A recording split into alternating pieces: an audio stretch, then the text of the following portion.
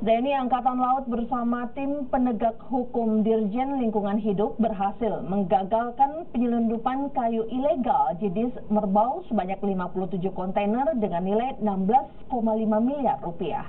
Kayu ini rencananya akan diekspor melalui ke luar negeri dan dijadikan sebagai lantai kayu.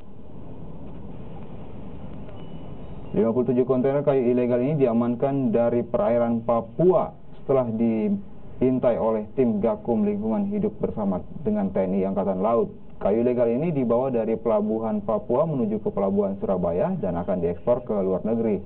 Dari 57 kontainer kayu ilegal ini diprediksi kurang dari 914 meter kubik dengan nilai diperkirakan 16,5 miliar rupiah. Saat ini 2 orang telah dimintai keterangan untuk penyelidikan. Kayu jenis merbau ini biasanya digunakan untuk lantai dengan kualitas tinggi.